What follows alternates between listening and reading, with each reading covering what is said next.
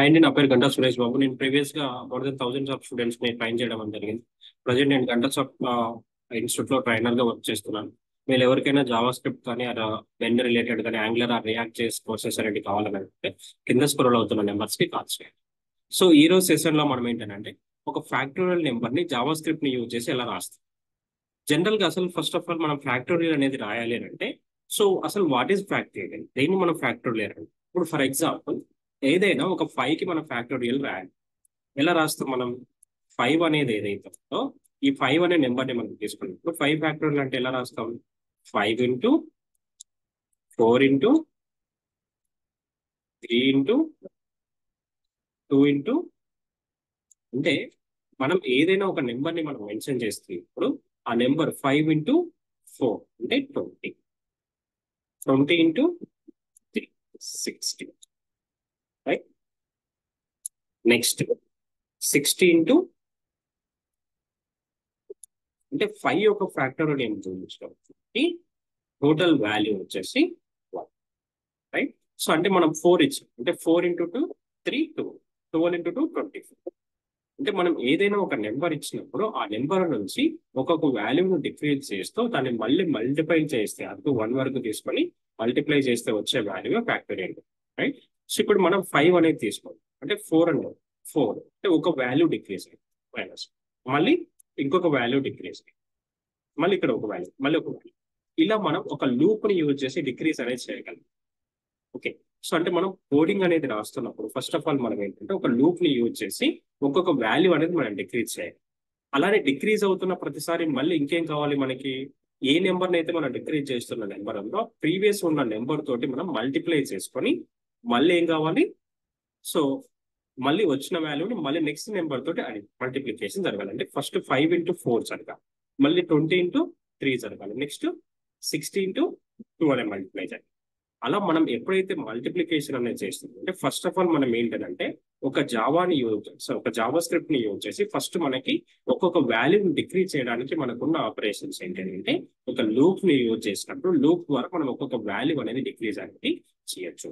First మీరు practice చేసేటప్పుడు ఎలా ప్రాక్టీస్ చేయాలి అని అంటే ఫస్ట్ ఏదైతే మనం లూప్ అనేది మెన్షన్ చేస్తున్నామో ఆ లూప్ ద్వారా అన్ని వాల్యూస్ అనేది మనం ఫస్ట్ ప్రింట్ చేయగలుగుతున్నాం అనేది తీసుకున్నాం. For okay let I is equal to 5, I is less than, sorry, I is greater than or equal to 1, I principles.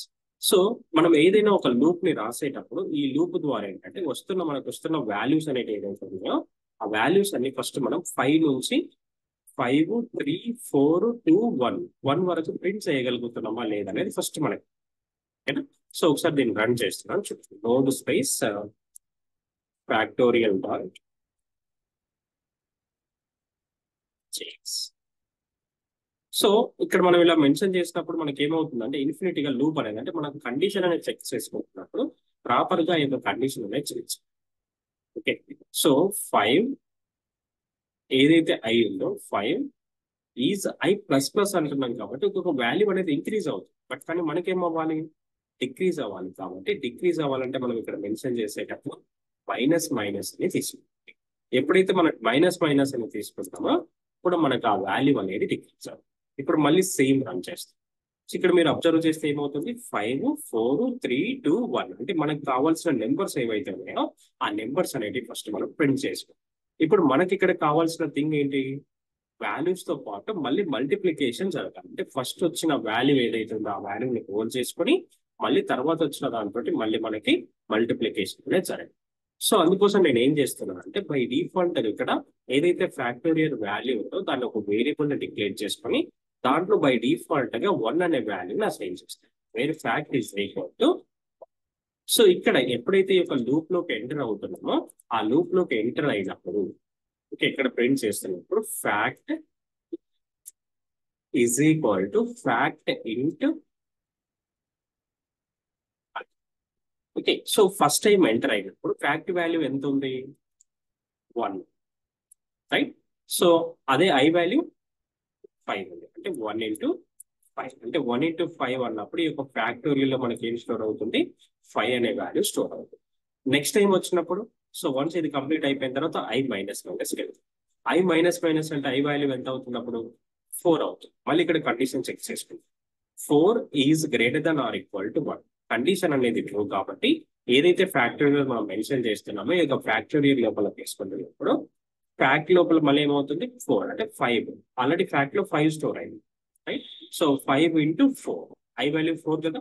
So 5 into 4 అంటే 20. ఇప్పుడు ఫ్యాక్టోరియల్ వాల్యూ వచ్చేసి 20 స్టోర్ అయింది. నెక్స్ట్ ఒక వాల్యూ డిక్రీజ్ అవుతుంది, అంటే 5 నుంచి 4, 4 నుంచి 3కి అవుతుంది. సో 3 ఇంటూ 20 ఇంటూ 3 అంటే ఫ్యాక్ట్ వాల్యూ 20, ఐ వాల్యూ 3 కాబట్టి 60. నెక్స్ట్ టైం వచ్చినప్పుడు దాని వాల్యూ 60. నెక్స్ట్ టైం వచ్చినప్పుడు 2కి డిక్రీజ్ అవుతుంది కాబట్టి 60 ఇంటూ 2 1. నెక్స్ట్ టైం వచ్చినప్పుడు 120 ఇంటూ 1 అంటే టోటల్ వాల్యూ. ఇక్కడ మనం ఫైనల్ ఇక్కడ బాటమ్ వచ్చినప్పుడు ఏంటంటే ఈ యొక్క ఫ్యాక్టోరియల్ వాల్యూ లూప్ కంప్లీట్ అయిపోయిన తర్వాత ఫ్యాక్టోరియల్ వాల్యూ ప్రింట్ చేస్తే మనకు టోటల్ వాల్యూ అనేది మెన్షన్. ఓకే, సో ఒకసారి కవర్ చేస్తాం. Note space factorial dot space. అలా మనం ఓన్లీ 5 అనే కాదు, ఒకవేళ మనం 6 ఇచ్చాం 6 యొక్క ఫ్యాక్టోరియల్ నెంబర్ ని మనకి రిటర్న్ చేస్తుంది. ఒకవేళ 10 ఇచ్చాం 10 యొక్క ఫ్యాక్టోరియల్ నెంబర్ ని మనకి తీస్తుంది. అంటే మనం ఏదైతే మెన్షన్ చేస్తామో ఆ పర్టికులర్ ఫ్యాక్టోరియల్ నెంబర్ ని మనం ఇక్కడ మెన్షన్ చేసి. సో ఒకవేళ మనకు హైయెస్ట్ ఫ్యాక్టోరియల్ నెంబర్ ఏంటంటే సో 170 వరకు ఇవ్వదు. సో 170 కంటే ఎక్కువ వచ్చినప్పుడు ఏమవుతుందంటే మేబీ ఇన్ఫినిటీగా మనకు డిక్లేర్ చేసే ఛాన్స్ ఉంది. సో 171 ఇస్తుంది.